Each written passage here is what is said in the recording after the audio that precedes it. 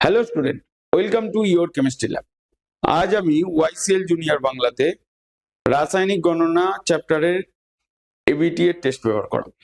ঠিক আছে, তোমরা এই রাসায়নিক গণনা চ্যাপ্টারটা ভালো করে পড়েছো। এই চ্যাপ্টারটা খুব সোজা। তোমাকে রিয়াকশন লিখতে হবে, তার আণবিক বল লিখতে হবে, ঐকিক নিয়মের অঙ্ক করতে হবে, তাহলেই হয়ে গেল। তবে সেই বেসিসে কিছু অঙ্ক আছে আর একটা এমসিকিউ কোশ্চেন আছে এবিটি এর টেস্ট পেপারে, যেটা ধরছে।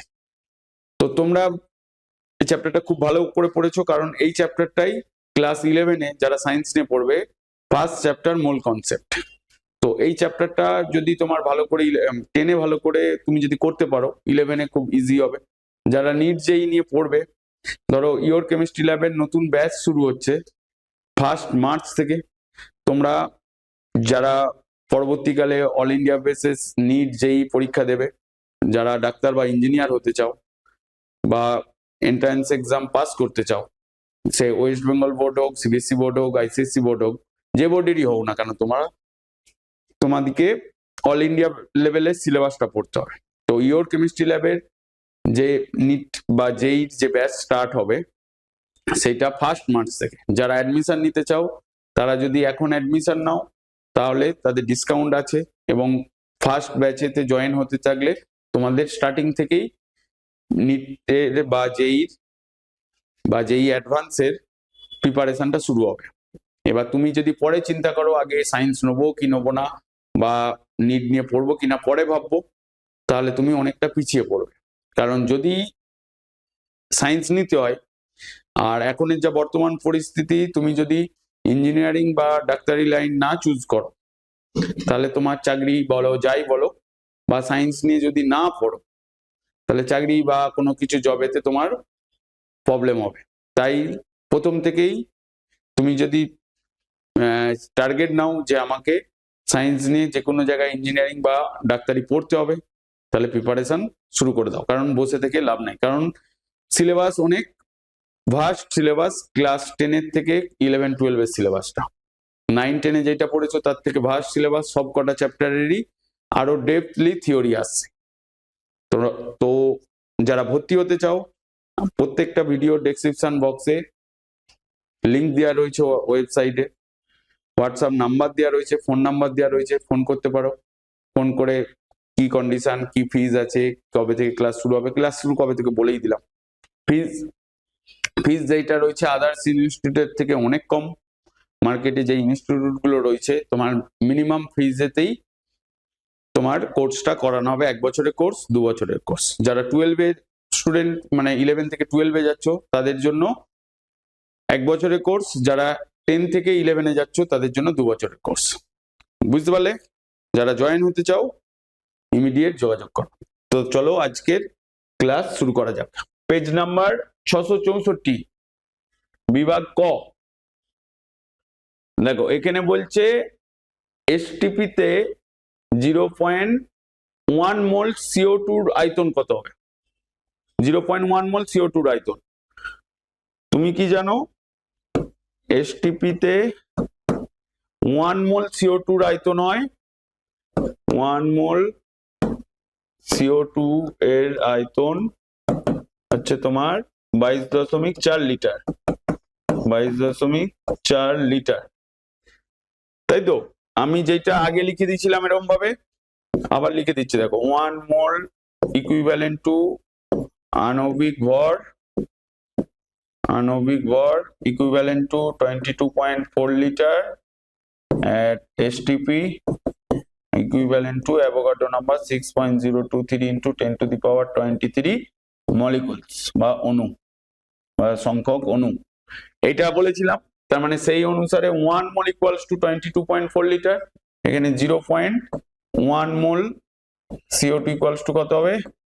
এর আয়তন, CO2 এর আয়তন হয়ে যাচ্ছে তখন, তার মানে 1 মোল এটা ছিল, তার মানে 22.4 ইন্টু 0.1, তার মানে আমি এখানে পয়েন্ট দিয়ে এটা 10 করে দিলাম, তার মানে আমার 2.24 লিটার হবে। কোন অপশনটা আছে? Option C. বুঝতে পারলে? অপশন সিটা হচ্ছে অপশন সিটা তোমার অ্যান্সার হচ্ছে। এখানে শুধু মাল্টিপ্লাই করে দিতে হবে, 1 মোলে হয় 22 আর এটাতে কত। তো এরপরের কোশ্চেনটা দেখো, 664 পেজের বিভাগ ঘয়ের 4.2, এখানে দুটো কোশ্চেন আছে। খোলা বায়ুতে 250 গ্রাম ক্যালসিয়াম কার্বনেট কে তীব্রভাবে উত্তপ্ত করলে কি পরিমাণ ওজনের হ্রাস ঘটবে? খোলা বায়ুতে ক্যালসিয়াম কার্বনেট কে উত্তপ্ত করলে কি পরিমাণ ওজনের হ্রাস ঘটবে? দেখো এখানে এইটা ওজনের স্পেলিংটা গন্ডগোল, কি পরিমাণ ওজনের হ্রাস ঘটবে, মানে এইটা হবে স্পেলিংটা, ওজনের হ্রাস ঘটবে। তার মানে এখানে তোমার স্পেলিংটাতে যেটা দিয়েছে বর্গীর জয়ে ওকাটা দিয়ে দিয়েছে, ওই জন্যই গন্ডগোল হয়ে যাচ্ছে। ঠিক আছে, ওজনের হ্রাস ঘটবে মানে আমি ক্যালসিয়াম কার্বনেটকে CaCO3 কে যদি আমি হিট করি তাহলে তোমার ক্যালসিয়াম অক্সাইড আর CO2 ফর্ম হবে, তাই তো? ক্যালসিয়াম অক্সাইড আর CO2 ফর্ম হলে আমরা রিঅ্যাকশনটা তাহলে কি লিখবো? এইটা লিখলাম, ক্যালসিয়াম কার্বনেটকে আমরা জাস্ট হিট করলাম। দেখো ক্যালসিয়াম কার্বনেটকে হিট করলে এবার এর মোলার মাসটা লিখে ফেলো। ক্যালসিয়ামের হচ্ছে তোমার 40, কার্বনের 12, অক্সিজেনের 16 ইন্টু 3 ইকুয়ালস টু 100 গ্রাম। এবার আমাকে বলেছে এখান থেকে আমি কি বেরিয়ে যাচ্ছে, কার্বন ডাই অক্সাইড বেরিয়ে যাবে। ঠিক আছে, তার মানে কার্বন ডাই অক্সাইডের ওয়েটটাই হ্রাস হবে, হ্যাঁ কি না? কার্বন ডাই অক্সাইড উৎপন্ন হয়, ওই কার্বন ডাই অক্সাইডটা গ্যাসিয়াস স্টেটে থাকে, তার মানে ওই গ্যাসটাই মানে কার্বন ডাই অক্সাইডের পরিমাণটাই হ্রাস ঘটবে বেসিক্যালি। এখানে এই ওজনের স্পেলিংটা গন্ডগোল ছিল, তো সেটা কি পরিমাণ ওজনের হ্রাস ঘটবে, এখানে যে কার্বন ডাই অক্সাইডটা ফর্ম হচ্ছে এটা গ্যাসিয়াস স্টেটে রয়েছে, তার মানে আমি যদি কার্বন ডাই অক্সাইডের ওজনটা ক্যালকুলেট করতে পারি কত কার্বন ডাই অক্সাইড ফর্ম হচ্ছে 250 গ্রাম ক্যালসিয়াম কার্বনেট থেকে, তাহলে ওই পরিমাণই কি হয়ে যাবে, বেরিয়ে যাবে। আমাকে কতটা পরিমাণ হ্রাস ঘটবে বলেছে, তার মানে আমরা লিখবো এখানে 44 গ্রাম, তাই তো? কার্বনের 12, অক্সিজেনের 16 into 2 equals to 44 gram CO2। এবার তুমি ঐকিক নিয়মে একবারে ডাইরেক্ট করো, এখানে আমি নেক্সট পেজে নিয়ে যাচ্ছি, যে 250 গ্রাম ক্যালসিয়াম কার্বনেট থেকে CO3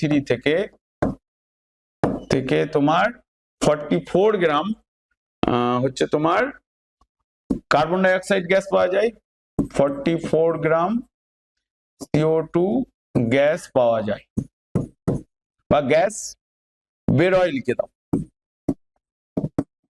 তাহলে এক কথাই হয়ে যাবে। একে কত, তাহলে 44/250, আর তোমার এখানে ভুল লিখলাম, এখানে 100 গ্রাম হবে, 100 গ্রাম CO3 থেকে, মানে এখানে দেখো এখানে ছিল কত 100 গ্রাম, আমি উল্টো লিখে দিচ্ছিলাম, তাহলে 100 গ্রাম CO3 থেকে পাচ্ছ 44 গ্রাম CO2, তাহলে 250 গ্রামের জন্য কত পাবে? তাহলে 250 গ্রাম CaCO3 থেকে পাওয়া যায় 44, এই 250টাকে 100 হবে বাই 100 ইন্টু 250, তার মানে 0 0 কেটে গেল, এটা এখানে 5 দিয়ে কাটলে 2, এখানে 5 দিয়ে কাটলে 5, এটা 2 দিয়ে কাটলে 22, তার মানে 110 গ্রাম CO2 বেরোচ্ছে। তার মানে ওজনের হ্রাস কতটা ঘটবে বলেছে, তার মানে তোমার অ্যান্সারে কি লিখবে, 110 গ্রাম ওজন হ্রাস হবে। মানে কি পরিমাণ ওজন হ্রাস হবে বলেছে, এখানে দেখো বলেছে যে উত্তপ্ত করলে কি পরিমাণ ওজনের হ্রাস ঘটবে, তার মানে আমি লিখবো 110 গ্রাম, তার মানে আমার তুমি এখানে বললে যে 250 গ্রাম, এখানে লেখাটা লিখতে হবে 250 গ্রাম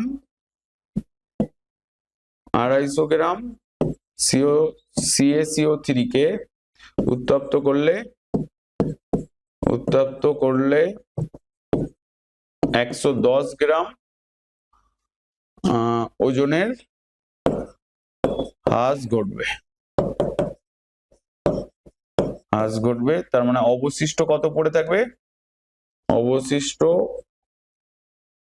থেকে যাচ্ছে তোমার 250 ছিল, সেখান থেকে 110 বাদ দিয়ে দিচ্ছ, তার মানে 041 140 গ্রাম অবশিষ্ট যেটা পড়ে থাকবে। বুঝতে পারলে? হ্যাঁ কি না? এরপরেরটা কি দিয়েছে দেখো, বিভাগ গয়ের 664 অথবাটা সাধারণ তাপমাত্রায় 23 গ্রাম সোডিয়াম জলের সঙ্গে বিক্রিয়া করে কত গ্রাম সোডিয়াম হাইড্রোক্সাইড উৎপন্ন করবে? এটা করতে পারবে? তাহলে আমরা কি করবো আগে দেখো, বিভাগ গয়ের 4.2 সোডিয়ামের সঙ্গে জলের বিক্রিয়া কি হয়? সোডিয়াম হাইড্রোক্সাইড আর হাইড্রোজেন গ্যাস, তাই তো? তার মানে লিখবে সোডিয়াম প্লাস H2। দেখো আমি কিভাবে করছি, আমি আগে মেন রিয়াকশনটা লিখছি, তারপর ব্যালেন্স করছি, প্লাস H2। তাহলে আমার সোডিয়াম হাইড্রোক্সাইড হলো। এবার দেখো হাইড্রোজেন এখানে দুটো আছে, অক্সিজেন এখানে একটা, এখানেও একটা আছে, সোডিয়াম একটা আছে, হাইড্রোজেন ওখানে তিনটে হয়ে গেছে। তার মানে তিনটে করতে গেলে আমি চারটে করতে পারি, এটা 2 লিখলাম, এখানে এটা 2 এনে লিখলাম। তাহলে হাইড্রোজেন এইদিকে হয়ে গেছে চারটে, এখানে হয়ে রয়েছে দুটো, তার মানে 2H2 করলাম। আর অক্সিজেন এখানে দুটো ছিল, তার মানে তোমার 2H2O 2Na 2NOH plus H2। এইটা হচ্ছে তোমার জেনারেল রিয়াকশন। এর পরের কাজ কি, এবার সবার আণবিক ভরটা লিখে ফেলো। তার মানে 2 ইন্টু সোডিয়ামের 23 মানে হয়ে যাচ্ছে 46 গ্রাম জলের সঙ্গে বিক্রিয়া করে কত গ্রাম সোডিয়াম হাইড্রোক্সাইড উৎপন্ন করবে? তার মানে আমি এখানে এইটার মলিকুলার ওয়েটটা লিখবো, 2 ইন্টু সোডিয়ামের 23, অক্সিজেনের 16, হাইড্রোজেনের 1, তার মানে কত হলো 17 প্লাস মানে 40। 2 ইন্টু 40 করলে হয়ে যাচ্ছে তোমার 80 গ্রাম। বুঝতে পারলে 80 গ্রাম কিভাবে হলো? তার মানে আমাকে 23 গ্রাম সোডিয়াম বলেছে, তার মানে আমি এখানে লিখবো জেনারেল রিয়াকশন থেকে দেখতে পাচ্ছি যেটা, যে 46 গ্রাম সোডিয়াম বিক্রিয়া করে জলের সঙ্গে বিক্রিয়া করে, মানে 46 গ্রাম সোডিয়াম থেকে তুমি 80 গ্রাম সোডিয়াম হাইড্রোক্সাইড পাচ্ছ। তাহলে লিখবে 46 গ্রাম সোডিয়াম থেকে 80 গ্রাম NOH পাওয়া যায়, NOH পাওয়া যায়। তার মানে একে কত আর 23 তে কত, 23 গ্রাম থেকে কত পাওয়া যাবে, 80/46 ইন্টু 23। তার মানে 23 কেটে গেলে এখানে 2 কেটে থাকলে 40, মানে 40 গ্রাম NOH পাওয়া যাবে। 40 গ্রাম NOH লিখে দাও। বুঝতে পারলে না? বুঝতে পারলে না? দেখো এইটা নিশ্চয়ই বলতে পারবে। এসটিপিতে 11.2 লিটার জলীয় বাষ্পের অণুর সংখ্যা কত? আমরা এর আগেও পড়েছি যে তোমার 1 মোল ইকুইভ্যালেন্ট টু আণবিক ভর equivalent to 22.4 litre at STP, আর ইকুইভ্যালেন্ট টু অ্যাভোগাড্রো নাম্বার, মানে অণুর সংখ্যা 6.023 ইন্টু 10⁻23 সংখ্যক অণু। এটা লিখি আমরা, তাই তো? তো এই রিলেশনটাই থেকেই তোমার টোটাল অঙ্কগুলো হবে। তো সেই হিসাব করে যদি ধরি আমার এখানে লিটার বলেছে 11.2 লিটার, আর জলীয় বাষ্প মানে ওয়াটার, তাহলে ওয়াটারের আণবিক ভর কত? 18। কিন্তু আমার এখানে অণুর সংখ্যার প্রয়োজন, আমরা মোল করে এতে যাব না, আমরা ডাইরেক্ট এই রিলেশনটা ইউজ করব যে 22.4 লিটার 22.4 লিটার এসটিপিতে 22.4 লিটার জলীয় বাষ্পের অণুর সংখ্যা হচ্ছে তোমার অ্যাভোগাড্রো নাম্বার, অণুর সংখ্যা হচ্ছে তোমার 6.023 ইন্টু 10⁻23। এখানে কি দিয়েছে? 22 দিয়েছে, তুমি 22 ধরেই করো, 3 যেহেতু দেয়নি। সাধারণত ক্যালকুলেশনের সুবিধার জন্য 22 ইউজ করা হয়, 22 ইন্টু 10⁻23। আর এখানে 11.2 লিটার বলেছে জলীয় বাষ্পে, তার মানে আমার হয়ে যাচ্ছে 6.022 ইন্টু 10⁻23। এটাকে কিছু করার দরকার নেই, 20.4 এটা 11.2, তাহলে এটা দিয়ে করলে এটা 2 মানে 3.011 ইন্টু 10⁻23 এত সংখ্যক অণু। তার মানে তোমার কোনটা হয়ে যাচ্ছে, অপশন বিটা হয়ে যাচ্ছে, বুঝতে পারলে? অপশন বি এটা এরকম টাইপেরই খুব ইজি কোশ্চেন আসবে, আর এটাই ক্লাস 11 এর ফার্স্ট চ্যাপ্টার কেমিস্ট্রির। এবার দেখো নেক্সট কোশ্চেন, 686 বিভাগ গয়ের 4.3 এই অঙ্কটা আগের দিনে করিয়েছিলাম।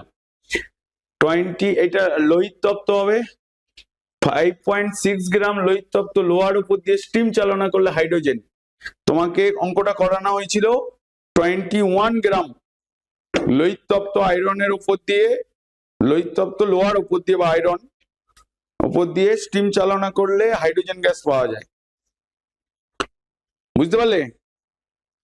তাহলে এখানে কি হবে, এখানে তুমি করতে পারবে এটা, বলছে যে 5.6 গ্রাম লোহিত তত্ত্ব লোহার উপর দিয়ে স্টিম চালনা করলে, তার মানে আমি রিয়াকশনটা কি লিখবো, আয়রন মানে Fe, স্টিম মানে H2O, এখান থেকে কি ফর্ম হবে Fe3O4, তাই তো?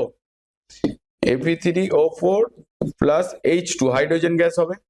এখানে 3টে Fe আছে তাই এখানে 3Fe, এখানে অক্সিজেন তোমার 4টে আছে, তাহলে মানে ব্যালেন্স করলে এখানে 4H2O, তাহলে 8 হচ্ছে, এখানে তোমার 4H2, তাই তো? এইটা হচ্ছে তো আমার এখানে 5.6 গ্রাম লোহিত তত্ত্ব লোহার বলেছে, তার মানে আয়রনের কত 56, 3 ইন্টু 56 করেছো তো কত হচ্ছে, 3 ইন্টু 56 করলে তোমার 168 গ্রাম, 168 গ্রাম।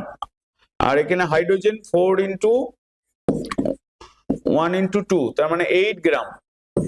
তার মানে তুমি দেখতে পাচ্ছ এখানে এসটিপি তে ওর আয়তন কত হবে বলেছে, তুমি একবারে ডাইরেক্ট করতে পারো। এখানে 4 ইন্টু, আমি যদি এসটিপি তে করি 4 ইন্টু 22.4 লিটার, এইটাও লিখতে পারি 4 into 22.4 litre at STP, 22.4 litre at STP, ঠিক আছে?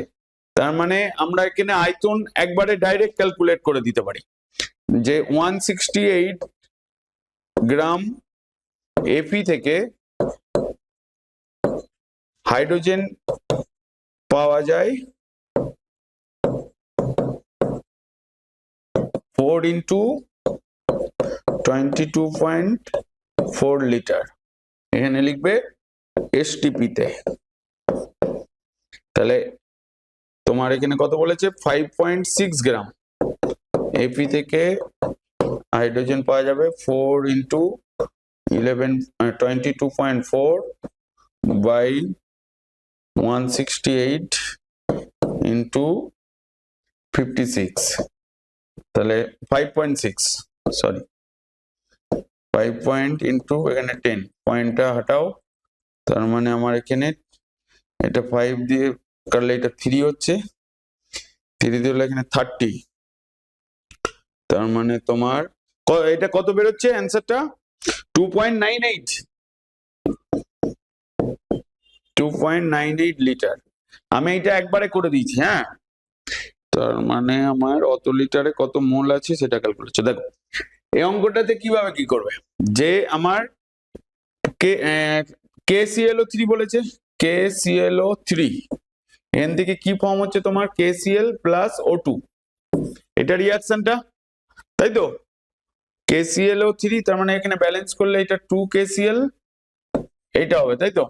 এখানে 3O2, তার মানে আমার যদি আমাকে প্রয়োজন হচ্ছে কি পরিমাণ বলেছে, তো সেই হিসাব করে গেলে আমার এটা কত, মোলার মাস কত হচ্ছে 2 ইন্টু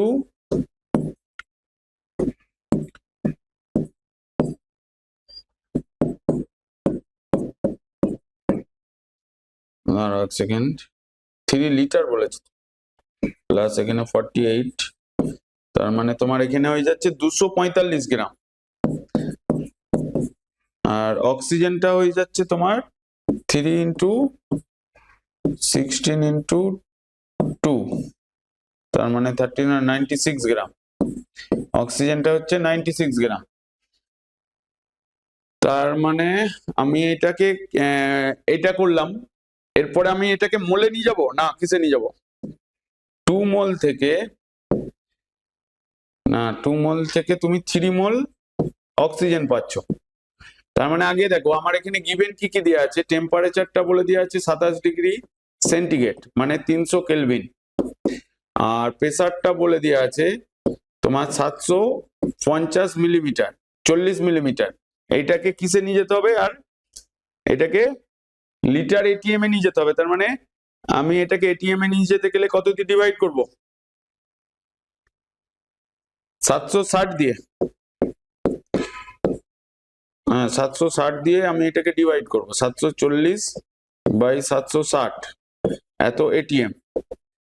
আর আমরা এখানে কি জানি, ভিটা জানি হচ্ছে তোমার 3 লিটার, 3 লিটার দেওয়া রয়েছে।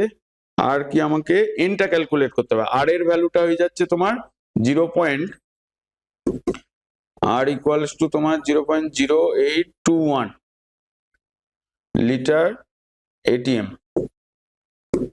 21 litre ATM kelvin per mole বা লিটার এটিএম লিখে রাখো, ঠিক আছে। আর এর ভ্যালুটা তো এই আর এর ভ্যালুটা মানে লিটার এটিএম এ করার জন্যই আমাদেরকে এরকম লিখতে হলো, কেলভিন পার মোল। এটা করে দাও। তার মানে আমরা জানি ফর্মুলা কি, পিভি ইকুয়ালস টু এনআরটি। তাপমাত্রা প্রথমে লিখে দিয়েছি তো, তাহলে পিভি বাই আরটি। প্রেসারটা হচ্ছে তোমার 740/760 ইন্টু ভলিউমটা হচ্ছে তোমার 3, আর এর ভ্যালুটা হচ্ছে 0.083121, যা খুশি লেখো ক্যালকুলেট করে যেটা আসবে। যেমন টেম্পারেচারটা 300, এটা কত বেরিয়েছে ক্যালকুলেট করে, এনটা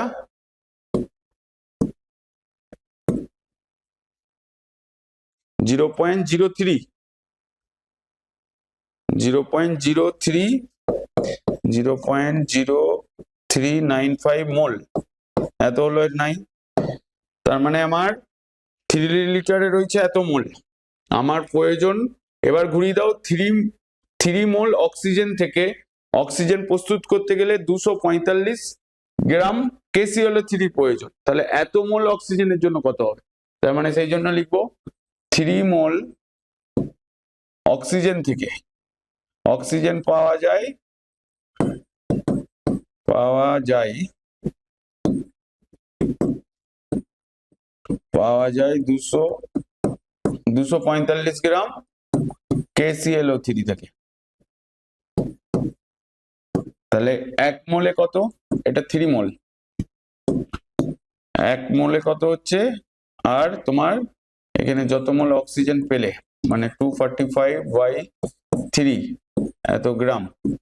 তার মানে আমার এখানে 0.0395 বলে না, 0.0395 মোলেতে কত পাবে, 245/3 ইন্টু 0.0395। এটা ক্যালকুলেশন করে কত আসছে, এটার ক্যালকুলেশন করলে 3.22 গ্রামই আসবে। দেখো আমি এখানে দুটো প্রসেস, তোমরা এরকম করতে পারো যে এই মোলটাকে গ্রামে কনভার্ট করতে পারো, কত গ্রাম অক্সিজেন, মানে 1 মোল অক্সিজেন ইকুয়ালস টু 32 গ্রাম, হচ্ছে তোমার 1 মোল অক্সিজেন ইকুয়ালস টু, তাহলে এত মোল ইকুয়ালস টু কত গ্রামে কনভার্ট করে করতে পারো। আমি ওখানে ডাইরেক্ট এখানে 2 মোল KClO3 থেকে 3 মোল অক্সিজেন পাওয়া যাচ্ছে, আবার 245 গ্রাম KClO3 3 মোল অক্সিজেন ফর্ম করছে। তার মানে 3, এটাকে ঘুরিয়ে যদি লিখি 3 মোল অক্সিজেন পাওয়া যায়, যেটা এখানে লিখেছি 3 মোল অক্সিজেন পাওয়া যায় 245 গ্রাম KClO3 থেকে। তাহলে 1 মোল কত আর এত মোলে কত, আমি দুবার খাটিনি, ঠিক আছে। এবার দেখো 707 পেজের বলছে মিথেনের আণবিক ওজন কোন গ্যাসের বাষ্প ঘনত্বের অর্ধেকের সমান। আগে তার মানে আমরা কি করব, মিথেন মানে CH4, তাহলে এর আণবিক ভর কত, কার্বনের হচ্ছে 12, হাইড্রোজেনের 1 × 4, তার মানে হয়ে যাচ্ছে 16। তার মানে কোন গ্যাসের বাষ্প ঘনত্ব, মানে M ইকুয়ালস টু আমরা কি জানি 2D, বাষ্প ঘনত্ব কোন গ্যাসের বাষ্প ঘনত্বের অর্ধেকের সমান। মানে দেখো মিথেনের 16 হচ্ছে, আর এখানে এক একটার দেখো O2 এর মোলার মাস কত হবে 16 ইন্টু 2 মানে 32, আর SO2 কত হবে সালফারের 32 প্লাস 32 মানে 64, 64 হবে হচ্ছে তোমার 64, আর কার্বন ডাই অক্সাইডে তোমার 44, NO2 কত হচ্ছে তোমার NO2 তোমার নাইট্রোজেনের 14, অক্সিজেনের 32, তার মানে 46 হয়ে যাচ্ছে, তাই তো। এবার বলছে দেখো আণবিক ভরটা, মিথেনের আণবিক ভর মানে হচ্ছে 16, বলছে সেই গ্যাসের বাষ্প ঘনত্বের অর্ধেক, মানে আমি যদি অক্সিজেনেরটা দেখি, অক্সিজেনের molar mass equals to 2 into D হচ্ছে, তার মানে 32 বাষ্প ঘনত্বের অর্ধেক, তার মানে ডিটা কত হচ্ছে মানে 2d ইকুয়ালস টু 32 হচ্ছে, তাহলে ডি করা হয়ে যাচ্ছে বাই 2, তার মানে 16 হয়ে যাচ্ছে, তাই তো। m ইকুয়ালস টু 2d, তাহলে d ইকুয়ালস টু কত দাঁড়াচ্ছে m বাই 2, তাই তো।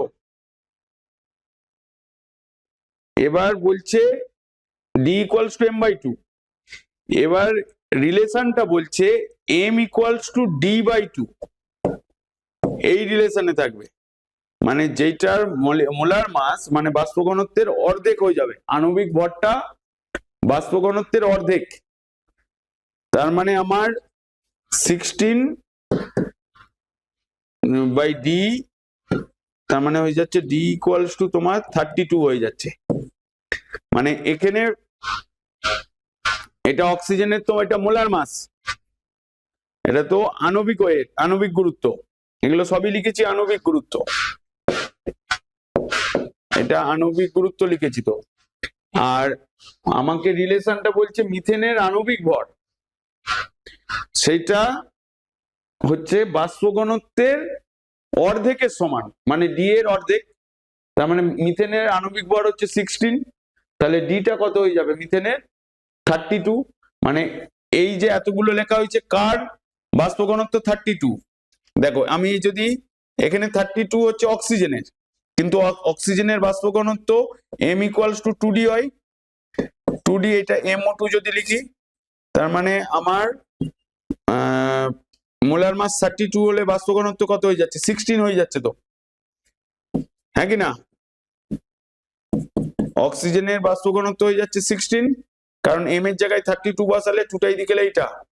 আর সালফার ডাইঅক্সাইডের দেখো, সালফার ডাইঅক্সাইড মানে SO2, এখানে D2 ইন্টু ডি, তার মানে DSO2টা কত দাঁড়াচ্ছে দেখো, DSO2 সালফারের 64 বাই 2 মানে 32 দাঁড়াচ্ছে, তার মানে আমার সালফার ডাইঅক্সাইডেরই সাথে সমান হবে, অক্সিজেনের সাথে সমান না, অক্সিজেনের মোলার মাস 32, তাহলে অক্সিজেনের বাষ্প ঘনত্ব হয়ে যাচ্ছে 16, সালফার ডাইঅক্সাইডের মোলার মাস 64, ওর বাষ্প ঘনত্ব হয়ে যাচ্ছে 32, আমাকে রিলেশনটা বলেছে মিথেনের আণবিক ওজন কোন গ্যাসের বাষ্প ঘনত্বের অর্ধেকের সমান, কোন গ্যাসের বাষ্প ঘনত্বের অর্ধেকের সমান, তার মানে আমার বাষ্প ঘনত্ব মানে মিথেনের অর্ধেক বাষ্প ঘনত্ব কত দাঁড়াচ্ছে এই রিলেশন থেকে 32, তার মানে অ্যান্সার তোমার হয়ে যাবে সালফার ডাইঅক্সাইড SO2, বুঝতে পারলে।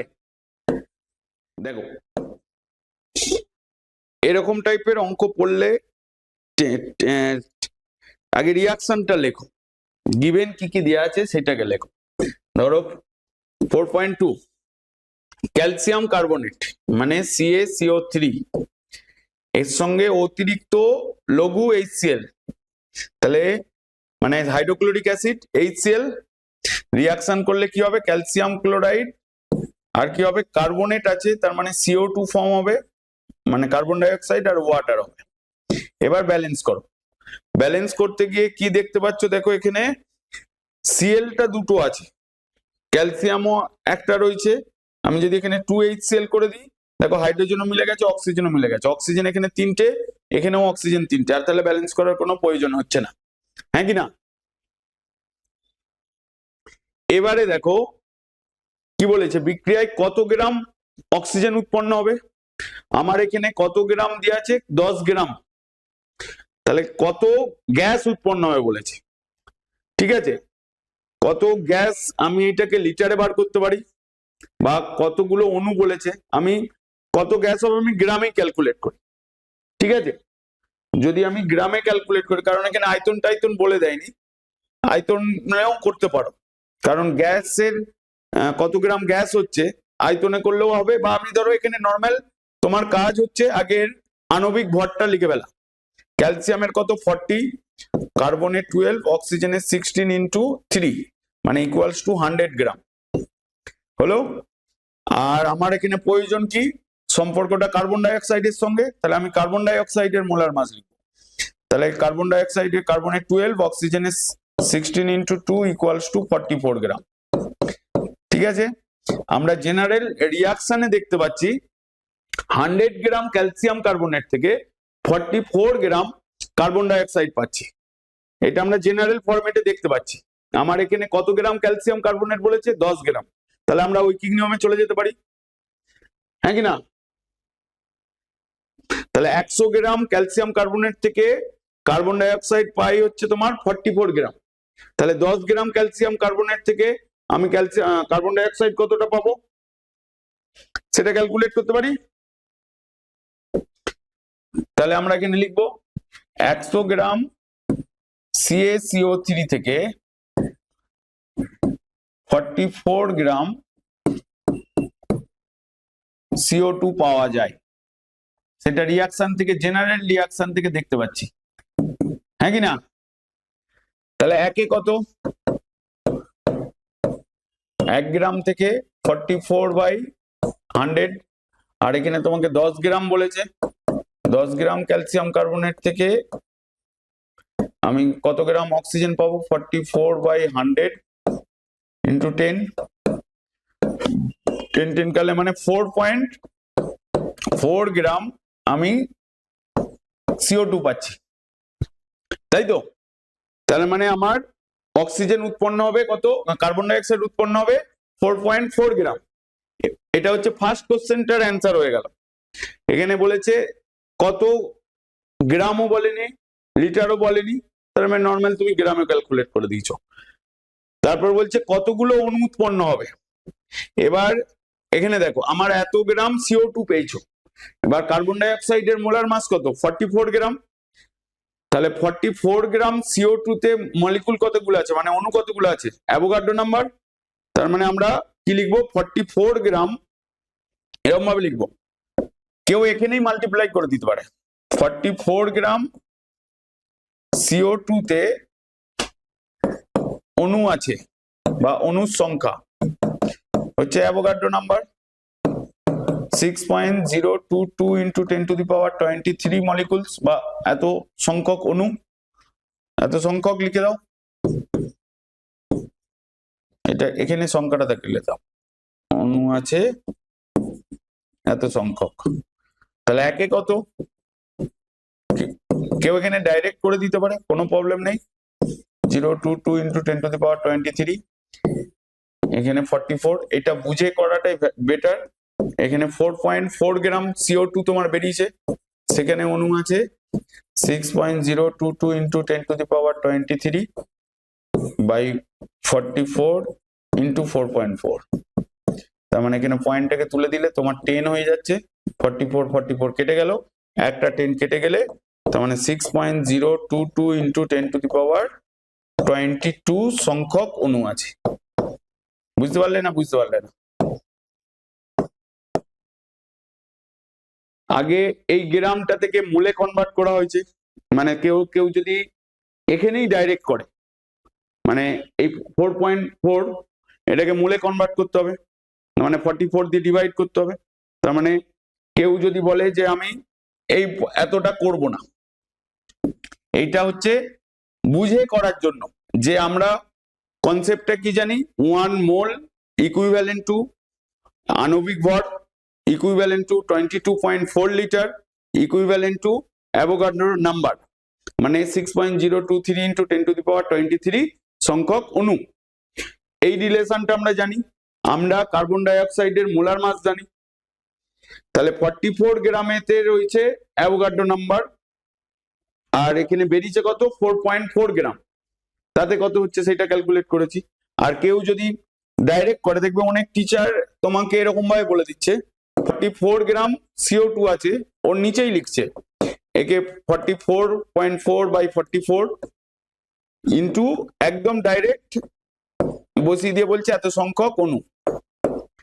ঠিক আছে, তো যখনই তুমি এইটা করতে যাবে, এই যে রিলেশনটা আমি এখানটায় লিখলাম, এখান থেকে ক্যালকুলেট করলে সেম ভ্যালু আসবে, কিন্তু এইটা করাই যায়, কারণ যে কোনো কি যখনই মোলার মাস দিয়ে মানে আণবিক ভর দিয়ে ডিভাইড করছো, তখন সেইটা ওর মোলে কনভার্ট হয়ে যাচ্ছে। কারণ মোলের হচ্ছে রিলেশনটা কি ছিল, নাম্বার অফ মোলস কি করে ক্যালকুলেট করে, মানে মোল সংখ্যা given mass by molar mass. তাহলে আমি মোলার মাস দিয়ে ডিভাইড করে অ্যাভোগাড্রো নাম্বার দিয়ে মাল্টিপ্লাই করে দিচ্ছি। দেখবে সিম্পল, তোমার স্কুলেতে বা কোনো টিচারই সবসময় কি বলে যে গ্রাম থেকে অনুসংখ্যাতে গেলে অ্যাভোগাড্রো নাম্বার দিয়ে মাল্টিপ্লাই করতে হবে আর আণবিক ভর দিয়ে ডিভাইড করতে হবে, এইটা তোমাকে মনে রাখতে বলে।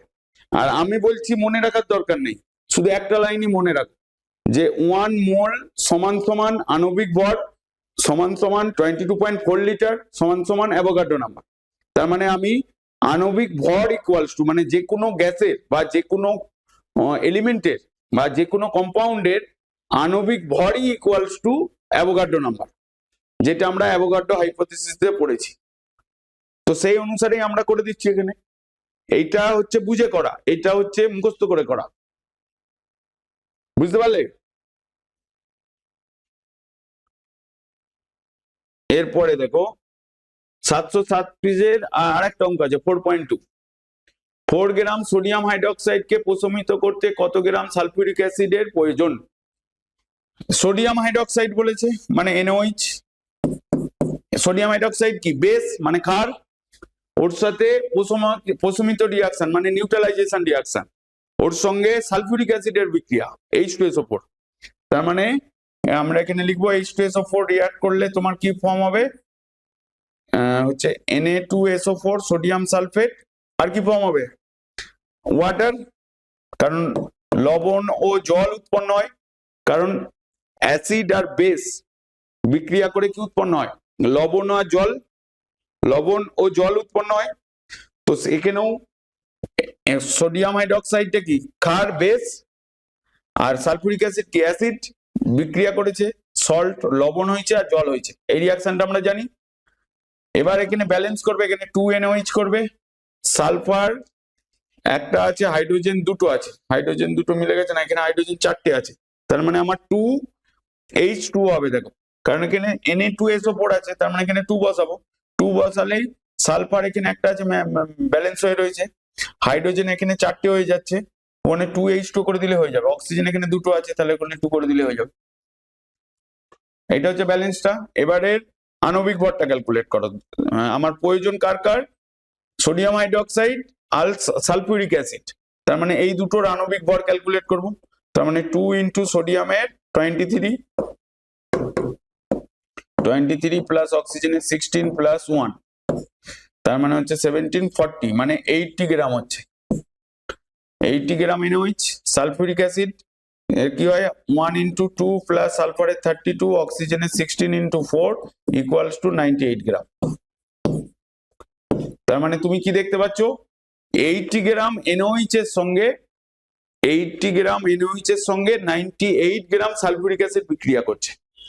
আমার এখানে কত গ্রাম সোডিয়াম হাইড্রোক্সাইড বলেছে 4 গ্রাম, তাহলে 4 গ্রাম থেকে কত পাবো সেটা করলেই হয়ে যাবে।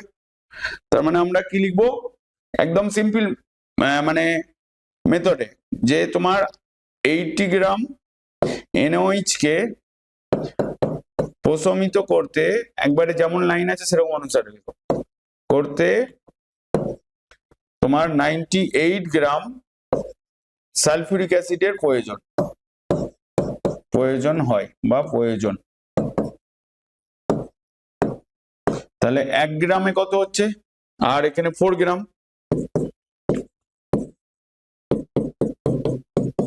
98/80 আর 4 গ্রাম বলেছে, 4 গ্রাম NaOH কে প্রশমিত করতে 98/80 ইন্টু 4, তার মানে আমার কত দাঁড়াচ্ছে এখানে? 4 দিয়ে কাটলে এটা 20, 20 কে 2 দিয়ে কাটলে তোমার 49/10, তার মানে 4.9 গ্রাম H2SO4 এর প্রয়োজন। বুঝতে পারলে?